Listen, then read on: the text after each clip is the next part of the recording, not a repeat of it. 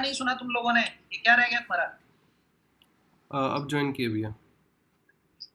अब ज्वाइन किया? मैं पूछ रहा हूँ कहाँ तक रहे, कहाँ तक सुन? 24वां 25वां सुन लिया था क्या आंसर?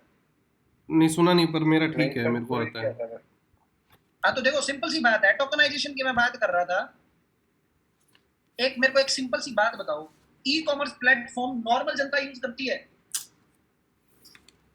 अरे तुम्हारे घर वाले भी यूज करने लगे ई कॉमर्स प्लेटफॉर्म, अमेज़न और फ्लिपकार्ट से ऑर्डर नहीं करते हैं गांव में तुम्हारे। एक सिंपल सी बात बताओ, डोरीमन्ना अमेज़न ऑर्डर जावे तो मतलब लोग यूज करे।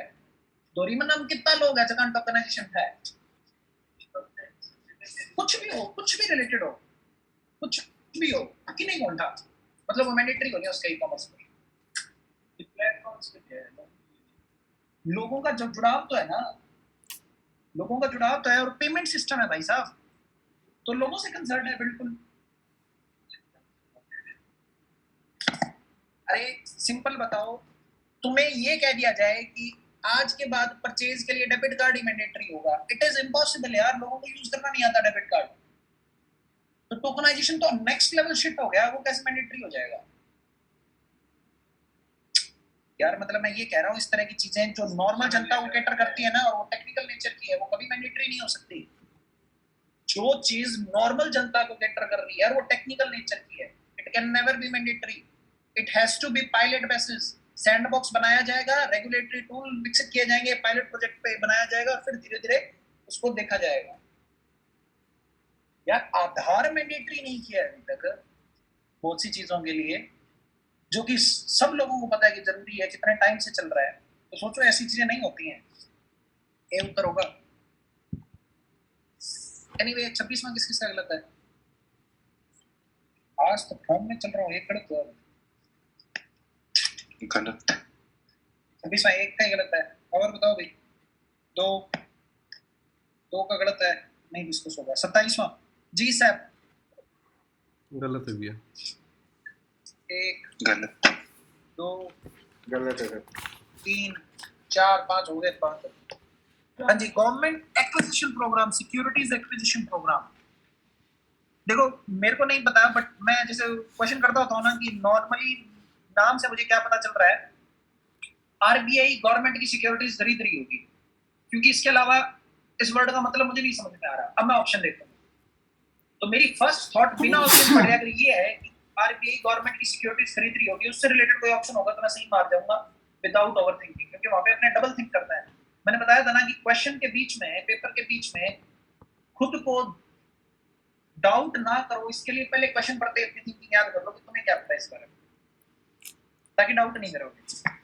Under this programme RBI purchases the government securities from the market irrespective of the market sentiment. मेरे को ये ठीक लग रही है,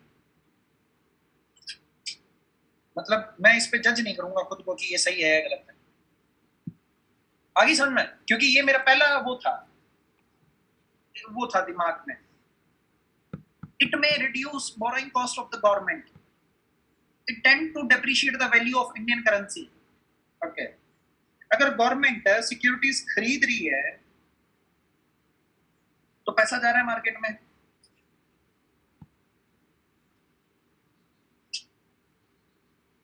और it may reduce borrowing cost of the government. पैसा जा रहा है मार्केट में, बिल्कुल ठीक है, इन्फ्लेशन नीचे आएगा। मार्केट में पैसा जा रहा है तो, और इन्फ्लेशन नीचे आएगा तो बोरोइंग कॉस्ट इजी हो जाएगी। तो yes, second statement is also right. It tend to depreciate the value of Indian currency.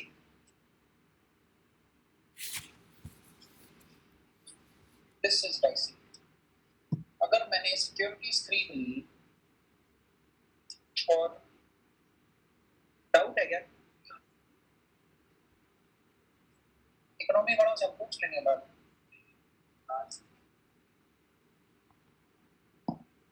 Tend to depreciate the, simple सी बात है, अगर मैं गवर्नमेंट सिक्योरिटीज खरीद रहा हूँ तो मैं पैसे मार्केट में इंजेक्ट कर रहा हूँ, मार्केट में पैसे इंजेक्ट कर रहा हूँ तो इन्फ्लेशन नीचे आएगा, क्योंकि पैसा आ गया लोगों के पास।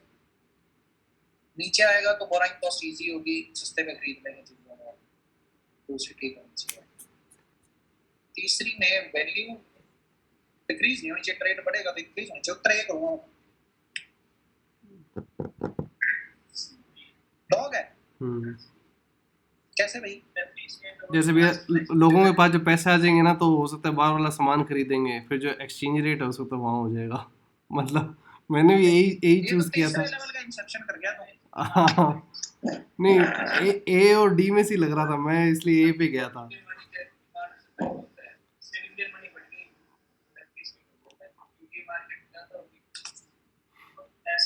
ठीक ठीक ठीक ठीक, सही कह रहा है, ओवरथिंक कर गया।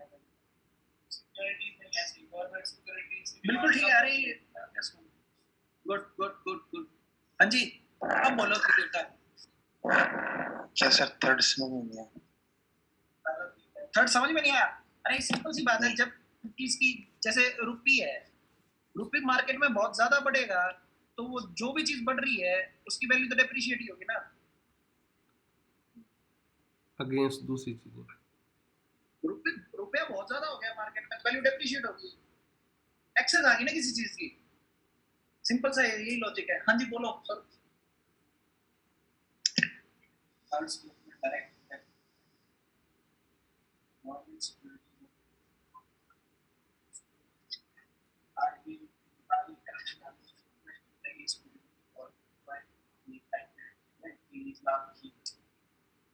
उसमें क्या होता है कि उस टाइम पे पर्टिकुलर टाइम पे गवर्नमेंट जैसे इसमें बाय अनफॉर्चूनेटली सेल आउट नहीं, that is waste, that's not acquisition. और इसमें टेंड्स टू बोल रहा है, ये जनरल मतलब बाकी चीजों इग्नोर करके इस स्टेटमेंट से ही बोल रहा है। जो तू बोल रहा है ना, दैट्स नॉट एक्विजिशन। गवर्नमेंट वापस सेल आउट करेगी तो दैट इज जस्ट ट्विस्ट, और वो इंटरेस्ट रेट को फ्लक्चुएट करने के लिए होता है, कॉर्पोरेट की क्राउडिंग आउट के लिए होता है, कि वो क्राउड आउट हो रहे हैं तो उनके लिए इन्वेस्टमेंट की बेटर अपॉर्चुनिटीज मिल जाए। चलो ये डेयर टू ड्रीम चैलेंज गलत था भैया, इतने लोगों को गलत है, छोड़ दिया। It is a global contest to support startups and innovations in space technology.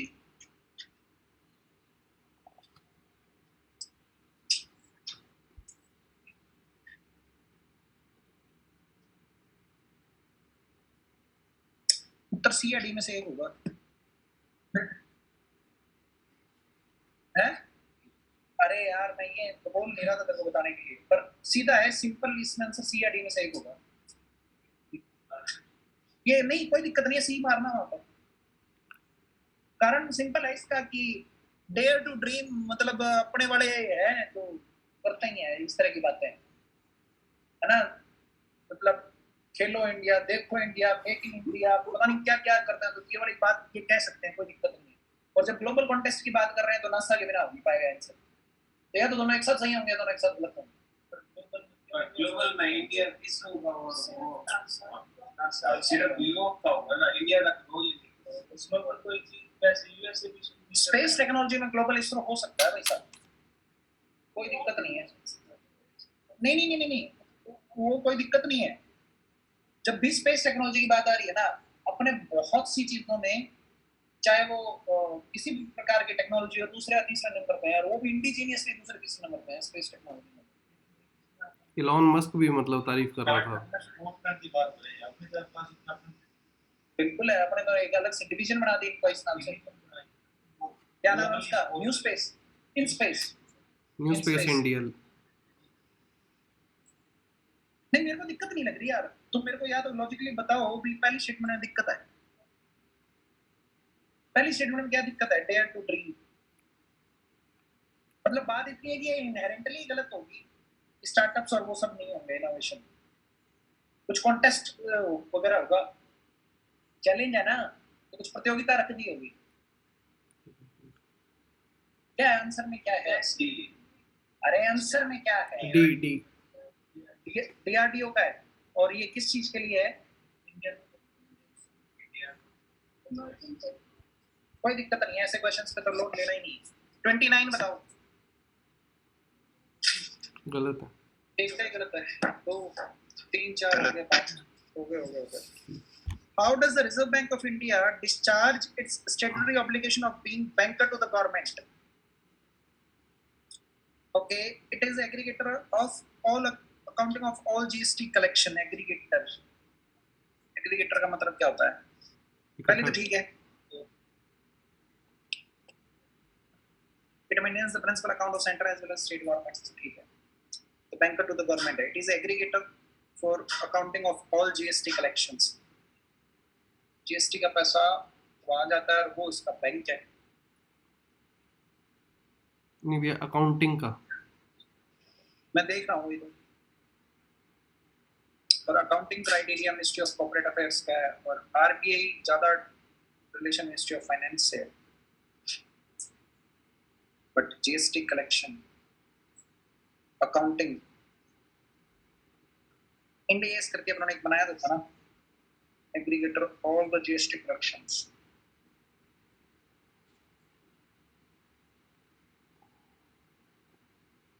एक मिनट शांति रहना है ना. आरबीआई मैंडेट है रेगुलेशन. रेगुलेशन के साथ साथ मैंडेट है गवर्नमेंट को हाथ बटाना जब गवर्नमेंट रोने लग जाए. ठीक है.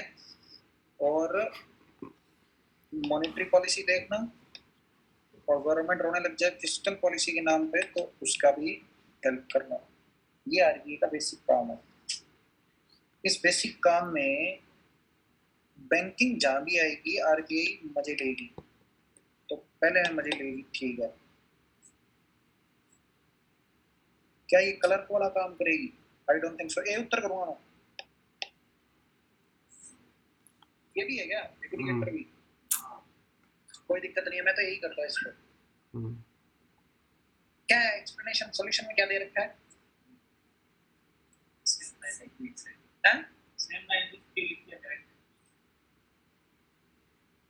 अकाउंटिंग एक्सरसाइज कब से करने लगी?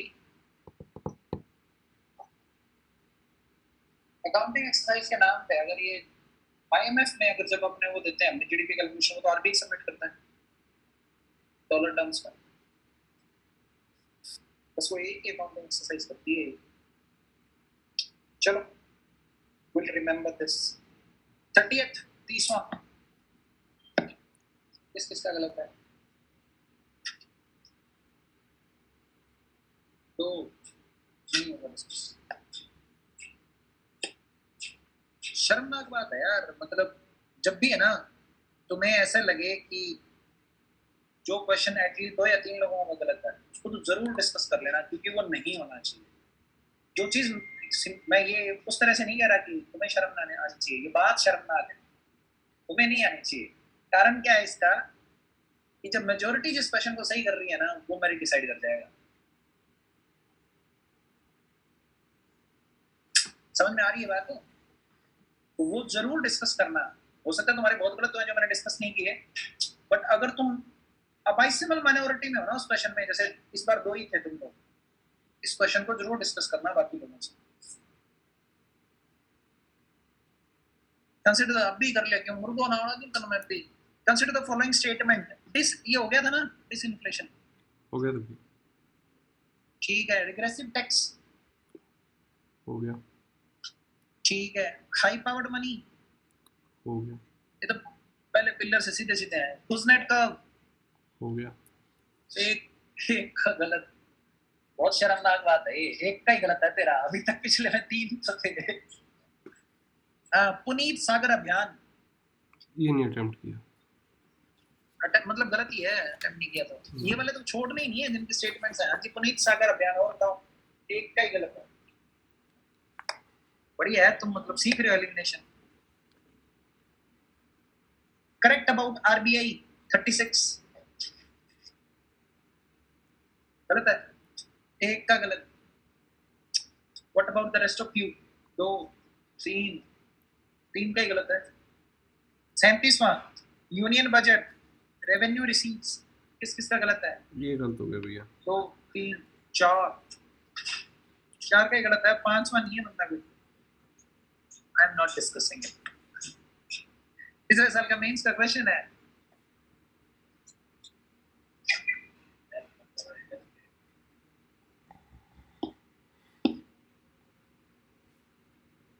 प्रोग्रेसिव टैक्सेशन 38वां. एक का गलत, शर्म आनी इधर किसी का ही गलत नहीं है। 39th, what is this? Government securities secondary market. मेरा गलत है। ये चार ही हैं। अच्छा संगीता 5 हो गई। चलो देखते हैं। In India, the government securities can be bought and sold in the secondary market through negotiated dealing system, order matching, over the counter stock exchange. देखो बात ऐसी है कि गवर्नमेंट सिक्योरिटीज अब अलाउड कर दिया स्टॉक एक्सचेंज से बेचना। तो मेरे हिसाब से तो उत्तर सीधा डी होना चाहिए। डी है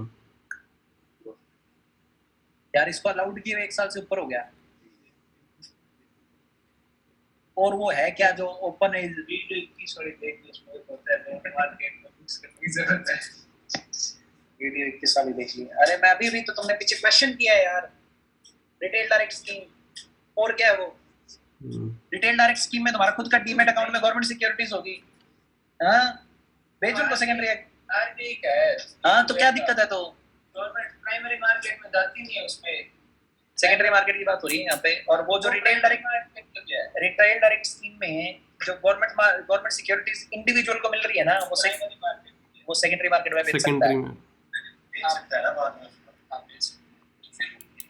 में तो ये सारा दोनों प्राइमरी और सेकेंडरी गवर्नमेंट सिक्योरिटीज यही करता था आरबीआई। और उसका वो था खुद की बात सुन रिकॉर्ड करके ना, एक बार रिकॉर्ड कर और खुद की बात दोबारा सुन। Expenditure on which of the following are considered transfer expenditures? 40वां। एक मेरा दो। मेरा गलत हो क्या गया। तुम सोच के हाथ ऊपर क्यों करते हो? 3 हो गए, 5 गलत। ठीक है। ट्रांसफर एक्सपेंडिचर्स एसआईटी होता है ना, एसआईटी फुल शॉर्ट फॉर्म सुना होगा तुमने कि एस का मतलब क्या? सैलरी होती है, इनकम ट्रांसफर्स, ये 3 कंपोनेंट होते हैं ना। अब इनमें से कौन सी चीज है जो ट्रांसफर एक्सपेंडिचर्स है गवर्नमेंट के?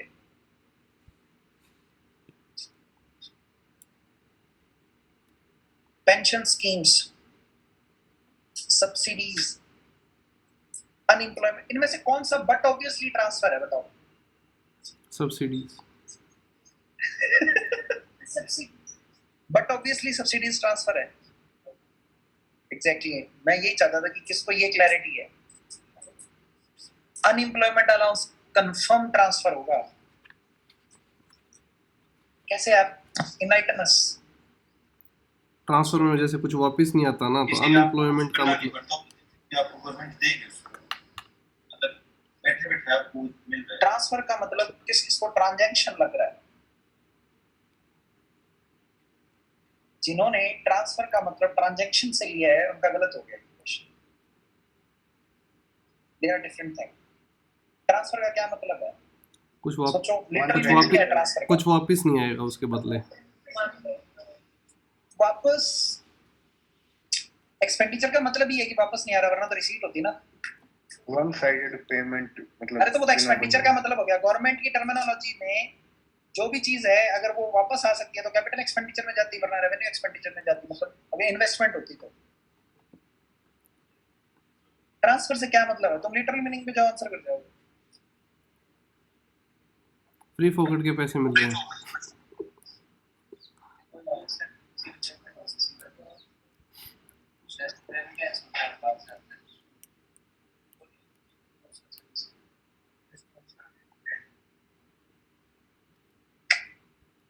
मतलब कुछ ठीक है, पर फिर भी प्रमोशन सही वर्ड नहीं है।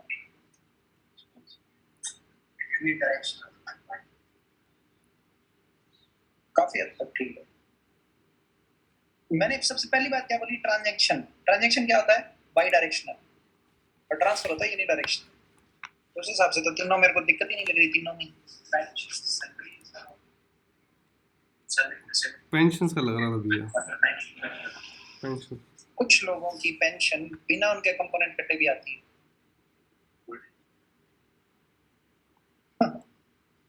मुझे मतलब ऐसा लग रहा है कि पेरिफेरल है ना, इसमें अगर कोई टेक्निकल दिक्कत नहीं है, ट्रांसफर वर्ड से जाऊं तो मैं 3 ऑप्शन लगाऊंगा डी, विदाउट सोचे। समझ रहे हो ना? कारण उसका एक ही है कि मैं इसको ट्रांजैक्शन से नहीं लूंगा। पल्ले पट रही है बात? देखो 30 क्वेश्चन आएंगे, 28 से 30 क्वेश्चन इकोनॉमी के जो मृणाल से होंगे, और 19 से 20 क्वेश्चन होंगे हिस्ट्री के, 10 से 12 क्वेश्चन होंगे पॉलिटी के।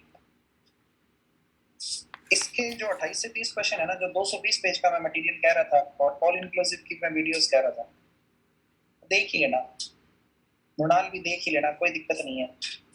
जो 220 पेज का मटेरियल जो मैं बता रहा हूँ ना, उसमें ऑल इंक्लूसिव और मृणाल का दोनों मिला के है। मृणाल अगर नहीं देख पाओ, जैसे मृणाल का पिलर 1 देख लेना, और पिलर 3 से भी क्वेश्चन आ रहे हैं बट कंसिस्टेंसी नहीं है।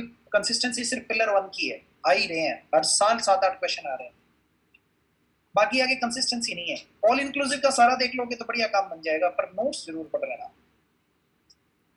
सिंपल सी बात है कि वो मैं सिर्फ अपडेट करता हूँ, उस वक्त के बनाए हुए हैं 2019 के, पर मेरे को ऐसा लगता है कि सफिशिएंट रहता है इकोनॉमी में। मेरी प्रॉब्लम्स में कंफर्टेबलनेस यहीं से आती है, इन्हीं क्वेश्चन से। पर अगर आपके पास समय है और सब्सक्रिप्शन तुम दोनों दिन तो लिया ही हुआ है, बाकी कहीं से भी मिले, मतलब इसमें तो लिमिट है 3 ही लोग देख सकते हैं, कहीं से भी मिले, मृणाल का अपडेटेड वर्जन पूरा देख ही लो, कोई फर्क नहीं पड़ता है। 28 से 30 क्वेश्चन बहुत बड़ा चंक है। 19 से 20 क्वेश्चन के लिए हिस्ट्री है, एंशिएंट मेडिवल, जो जितना तुम्हारे को नोट्स दिए हुए ना, मोर देन सफिशिएंट है 14-15 क्वेश्चन करने के लिए। पॉलिटी के वो जो 19 पेज दिए थे ना तुम्हें, जो शॉर्ट नोट्स बना के, वहीं से क्वेश्चन वहां से बन जाएगा, अदरवाइज तुम्हें अपनी नॉर्मल थिंकिंग से करना पड़ेगा। उसके बाद बचता है environment, science and tech, geography. Geography अब जो क्लास में कराऊंगा वो सफिशिएंट है, उसके अलावा कुछ नहीं करना। साइंस एंड टेक और एनवायरनमेंट के लिए फिर वही ऑल इंक्लूसिव की वीडियोस देख लो। करंट अफेयर नाम की कोई चीज नहीं है, लिटरली इनसे रिलेट करके आंसर आ जाएगा। अगर नहीं भी आएगा तो तुम इतना सफिशिएंट कर पाओगे कि तुम्हारा कंफर्टेबली प्री क्लियर हो जाए। बाकी करंट अफेयर की जो वन वर्ड स्टेटमेंट्स है वो तो एलिमिनेट करनी आ गई अपने को, वही तो करंट अफेयर आता है। जैसे मुझे बहुत अच्छी बात है, पुनीत सागर वाला जो क्वेश्चन है, तुम्हें किसी ने पढ़ा हुआ था क्या पहले? एलिमिनेट करके लगभग 90% लोग कर पाए। उसी को रटने के लिए तो लोग PT 365 पढ़ते हैं, बाकी तो लिटरली कंसेप्ट से होंगी चीजें। So do not doubt yourself कि तुमने करंट अफेयर नहीं पढ़ा है। ऑल इंक्लूसिव की वीडियो देख लोगे, सफिशिएंट होगा। मैं रोजाना 1-1 घंटे की क्लास लूंगा करंट अफेयर की, पर मैं उसमें वही चीजें बताऊंगा जो शायद तुमसे एलिमिनेट ना हो पाए, जो नॉर्मली टिपिकल टाइप की आती है। जैसे अगर ये पूछ दे, recently seen in the news article XX1 is related to what, कैसे एलिमिनेट करोगे उसको? इसमें कोई वर्ड ही नहीं है। मतलब आर्टिकल 21 हो गया, XX1 रिलेटेड टू व्हाट? कि WTO का एक ऐसा आर्टिकल है जिसके तहत यूक्रेन रशिया पर सैंक्शन लगा रहा है, बताओ।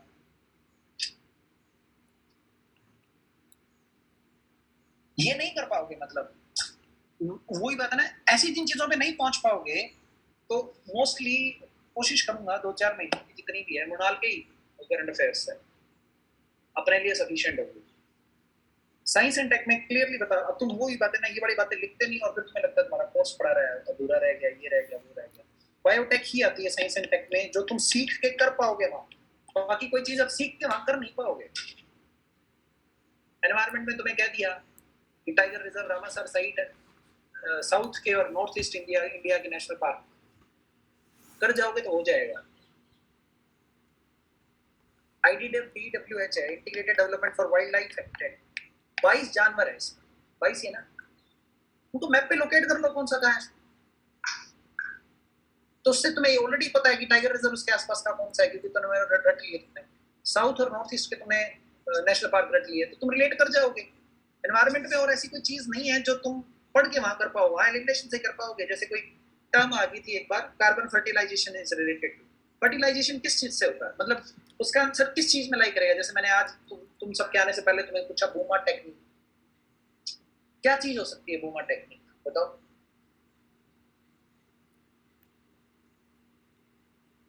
मैं चाहता हूं कि तुम यहां ध्यान दो कि आंसर बूमा और टेक्निक दोनों से हो जाएगा। अगर बूमा से नहीं हो पा रहा है तो टेक्निक इज अ प्रोसेस ना, it event can not be the answer. The place cannot be the answer, the personality cannot be the answer. It has to be something to do something, right? Option तो eliminate हो जाएंगे इससे. सो ये चीजें अगर आप inculcate कर रहे हो, नहीं पढ़ना है आपको PT 365, इसीलिए ये सारी मेहनत कर रहा हूँ ये वाली जो है, वरना मेरे को वो जरूरत नहीं है. तुम बाद में अगर ये कहो कि हमने करंट नहीं पढ़े थे उसकी वजह से नहीं हुआ, करंट पढ़ के नहीं होगा, क्योंकि तुम उसमें वो स्टैटिक चीजें छोड़ जाओगे जो 5 बार रिवीजन की जरूरत है. एक दिन अपन ऐसा करेंगे, 2018 का पेपर लेके बैठेंगे प्रीलिम्स का. किसी ने नहीं दिया हो ना तुम में से? एक ने दिया है और किसी ने दिया है, और उसको करके देखना. क्योंकि करंट अफेयर तो मैं कह रहा हूँ ना, मतलब ही नहीं बनता अपना कि अपने को करंट अफेयर करना है. तो उस साल का करंट अफेयर तुम्हें दिक्कत ही नहीं है, स्टैटिक तुम्हारा चेक हो जाएगा. और लास्ट में ये तुम रियलाइज करोगे कि कितना करंट गलत हो रहा है, कितना स्टैटिक गलत हो रहा है, ताकि तुम्हें पता तो चले कि स्टैटिक जितना बताया गया है वो सफिशिएंट है पेपर क्लियर कराने के लिए. Does it make sense? Geography पढ़ाने के बाद 2018 का प्रीलिम्स का पेपर दिया जाए, please do not look it up. Okay, मतलब if you are deceiving the paper, you are deceiving yourself. Don't do that. मेरे को एक ही चीज समझ में आती है कि मैंने इसको भी रात को ये बोला था, मोस्टली लोग है ना 2-3 चीजों पे ध्यान नहीं देते. Everybody says that when you are hit hard just get up, try harder next time और whatever. The next question you should be asking is, in your failure how much contribution did you make? हम failure को outsider पे हमेशा डाल देते हैं कि these were the circumstances I failed. What was your contribution? Most people do not assess that. Learn to do it. समझ रहे हो? और मैं उसी श्योरिटी से तुम्हें बता रहा हूँ कि जरूरत नहीं है बिना बात का करंट अफेयर से इतना ज्यादा पढ़ने की. बिकॉज मोस्टली लोग प्रीलिम्स स्टैटिक पे फेल होते हैं. मैं अपने एक्सपीरियंस से बता रहा हूँ, 90 से ऊपर क्वेश्चन अटेम्प्ट करने ही है. यार तूने 93 क्वेश्चन अटेम्प्ट किए, कुछ फील गुड हुआ होगा. अटेम्प्ट करने से फील गुड अगर हो रहा है तो तुम्हारा प्रीलिम्स हो जाएगा. सीटें भी ज्यादा है, तुम वही बात है, तुम्हें ट्रस्ट करना पड़ेगा इस प्रोसेस पे. अदरवाइज अगर तुम अपना वैल्यूएबल टाइम दे रहे हो, 1 घंटे से अपने डिस्कस कर रहे हैं, 2 बजे शुरू किया था, तो तुम चाहते हो ना कि जो मैं बताऊं वो तुम इंप्लीमेंट करना चाहते हो. तुम सेलेक्टिव लिसनिंग के लिए आ रहे हो तो भी मुझे कोई प्रॉब्लम नहीं है कि तुम्हें जो चाहिए वो तुम सुन के जा रहे हो और बाद में अपनी चला रहे हो, उसमें कोई दिक्कत नहीं.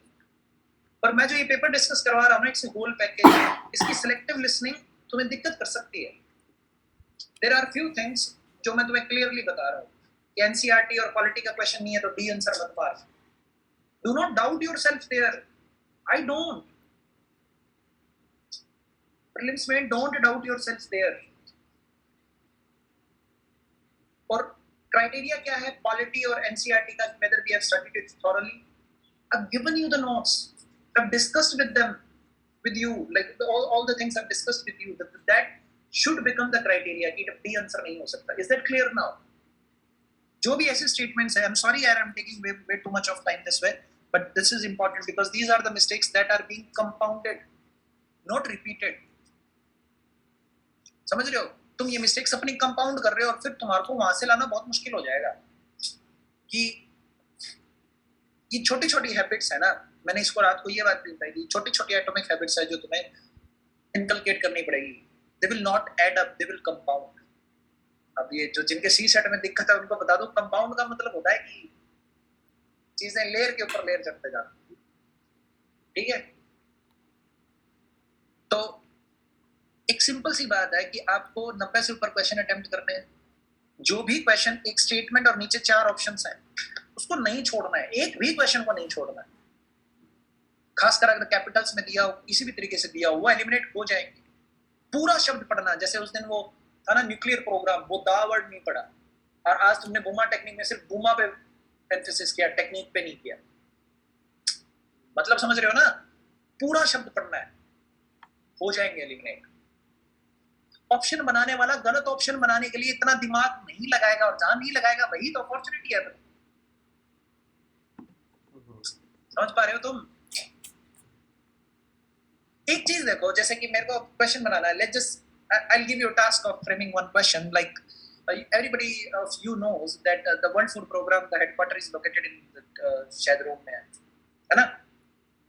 क्वेश्चन बनाने वाले को सिर्फ रोम चेंज करके वेनिस करना है, उसका दिमाग नहीं लगाना. तो ये स्टेटमेंट गलत हो सकती है, इसके चांसेस हैं गलत होने. The World Food Program specializes in providing nutrition or let's just say technical help to those countries which are war-torn और let's just say hunger जिनमें बहुत ज्यादा प्रॉब्लम है. इस तरह की कोई स्टेटमेंट है, उसको बहुत ही मेहनत लगेगी इसको गलत बनाने में. These statements can never be wrong. Mentality से खेलो. अगर हार्ड वर्किंग नहीं हो तो साला स्मार्ट वर्किंग बनो, कोई दिक्कत नहीं है उसमें. मेंटालिटी से खेलो, टेक्निकलिटी ढूंढो स्टेटमेंट्स की. Are you following what I'm saying? Yes. Because तुम ऑस्ट्रक हो जाओगे एकदम से पेपर में, तुम देखोगे 25-30 क्वेश्चन ही आते हैं. तुमने सोच के देखा पेपर को मैं डोमिनेट करूंगा, साला मेरे से ज्यादा क्या आता होगा. इंसान ही तो पेपर बनाएगा. जब तक रोबोट नहीं बना रहा ना, जब तक ये चीजें मतलब वहां तक नहीं जा रही सामने वाले तक कि we are thinking this way. If they are not making questions from the options ना, जब तक वो ऑप्शंस को लेके क्वेश्चन नहीं बना रहे तब तक अपने सेफ है. क्वेश्चन से अगर ऑप्शन बनाएंगे तो गलतियां करेंगे, क्योंकि ह्यूमनली इम्पॉसिबल है गलतियां ना करना. समझ में आ रही है बात? प्रीलिम्स टफ इसलिए है क्योंकि लोग सोचते हैं कि हम याद कर लेंगे, मेहनत करेंगे, पढ़ेंगे, हो जाएगा. तो ऐसे बहुत कम लोग हैं जिनका ऐसे हो जाता है. ठीक है, डरना नहीं है, नंबर जरूर आएंगे. क्योंकि 2 बार पेपर मैंने 10-10 दिन में निकाला था, हालांकि फॉरेस्ट नहीं हुआ, पर मुझे ये सेटिस्फैक्शन है कि साली बहुत बड़ी गलतियां करने के बाद में 10-15 नंबर ऊपर आ गए.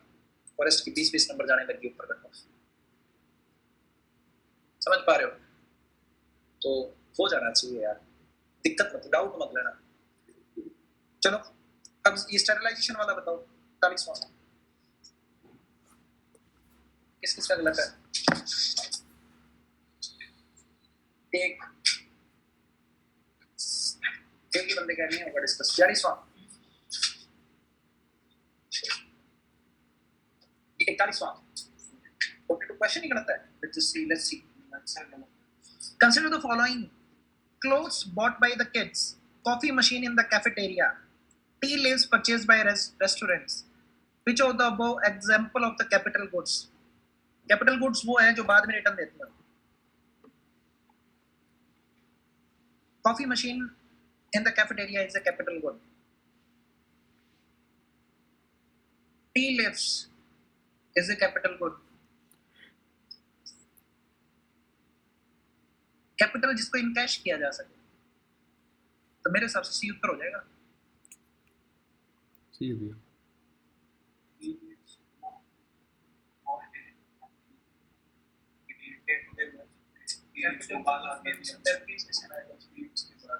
डील्स में भी आएगा. वर्किंग कैपिटल रॉ मटेरियल है उसको वे कैपिटल को मैं तो इतना सोचूंगा नहीं. अगर ये टेक्निकल डेफिनेशन है तो लेट्स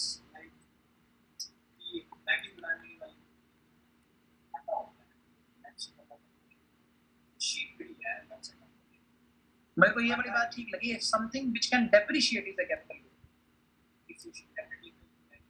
नहीं क्यों भैया, डेप्रिशिएट होगा तो कैपिटल गुड क्यों हो? सपोज हम लैंड लेते हैं, वो अप्रिशिएट कर सकता है. अरे मतलब एप्रिशिएट और डेप्रिशिएट वो दोनों ही बात है. सॉरी, बेचने वाले में टी यूज के लिए नहीं, the things itself can appreciate और डेप्रिशिएट. मतलब there is a risk involved. तो टी लीव्स बात तो ठीक है. रॉ मटेरियल अगर कैपिटल में नहीं आते तो ये टेक्निकल ग्राउंड पे सोचा जा सकता है.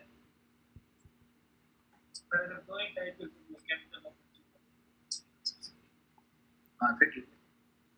पर मैं कह एक बात कहूँ मैं, यूपीएससी में आंसर सी होगा. ये जहाँ से लिया वहाँ दो ही क्योंकि मैडम सर जी आपको एक सिंपल सी बात बताता हूँ. इकोनॉमिस्ट बहुत ही कम है यूपीएससी में, जर्नलिस्ट लोग ही हैं. और वो अपने आप को किसी भी इकोनॉमिस्ट से कम नहीं समझते.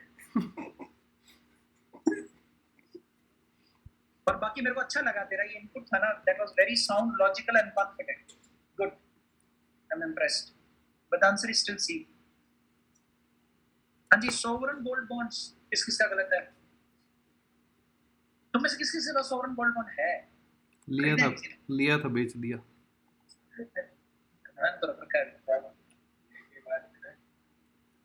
अरे कुछ नहीं है, कितने का ले ले, तू 500 का ले ले जाए। नहीं, सिंगल यूनिट मिलेगा, वो 4000 का होगा। अच्छा ऐसा था क्या? मैं तो 12,000 का लिया था, मुझे याद है। एनीवे, तो ये दो ही लोगों का गलत है। ऐसे सीख रहा हूँ।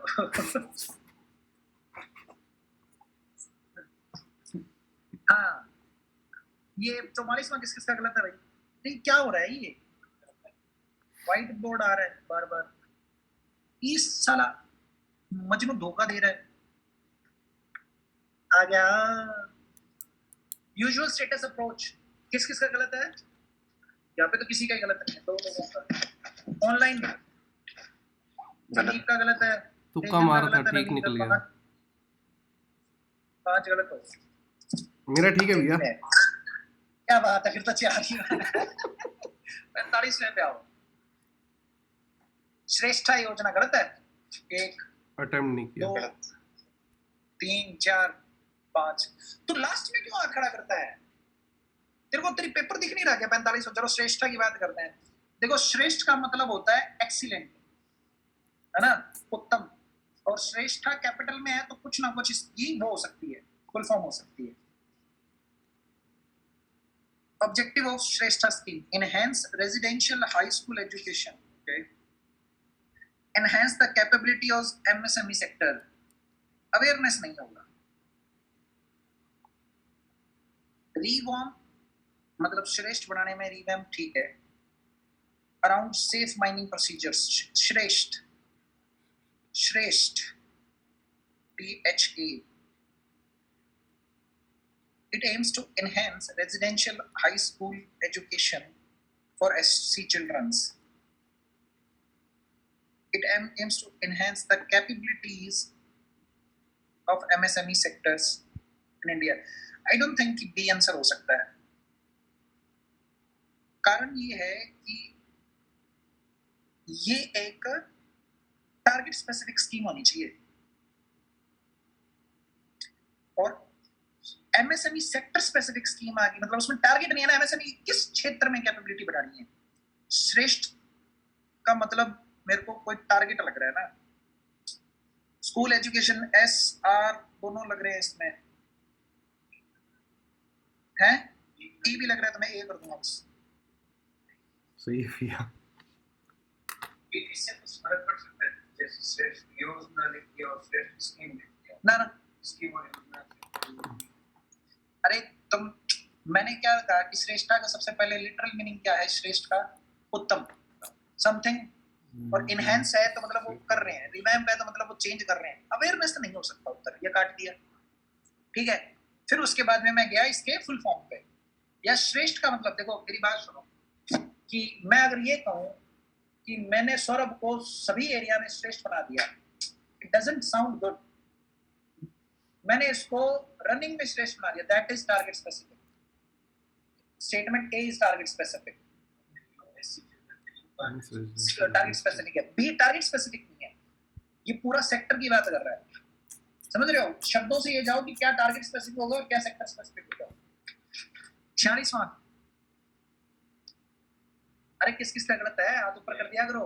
2 3 4 5 6 7 ऊपर 1, दो लोगों का गलत हो गया। With reference to India Young Water Professional Program, consider the following statement. The India Young Water Professional Program is a part of National Hydrology Project. Okay. Hydrology का मतलब मैपिंग होता है ना। यंग वाटर प्रोफेशनल प्रोग्राम, इनको young को connect करना पड़ेगा कहीं ना कहीं, ये कीवर्ड है वाटर प्रोफेशनल। और ये तो ऐसे ही, India young water professional programme. The programme aims to focus on gender equality based sustainable water management. It is a collaborative effort of the World Bank and Ministry of Jal Shakti.